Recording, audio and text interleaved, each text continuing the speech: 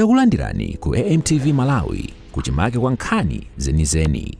Ngati nkhani imeneyo kuno kulibe, dziwani kuti nkhani imeneyo ndi abodza. Mekezeka akumeki ndi olemekezeka ku NRB.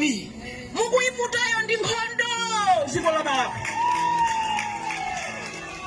Ife sitizavomera kuti tisavone ife munatisekera panja.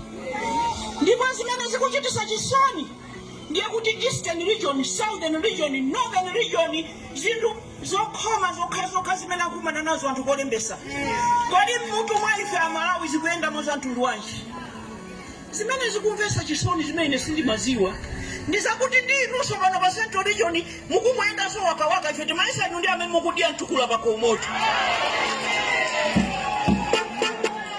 So vanoda ngoti kukhala pakuona milomo ili gwanda ndi makuto. Ndiye chachiwiri ifeyo tafikapo kuti chisankho cha chaka chino chasokonekera polembesa. The whole process is faulty. The whole process sikuyenda. Ngati sikuyenda nkhondo yache isapangika pa chisankho ndikunena mobwereza kachiwiri.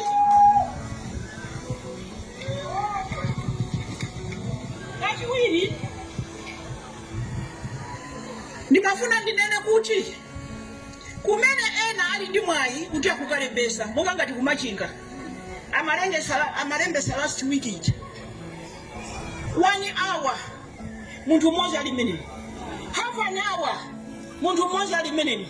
Munthu uja kunyumba kukonera mango afuna atamanga akafuna kuli mango koma sopano half an hour lipo muja.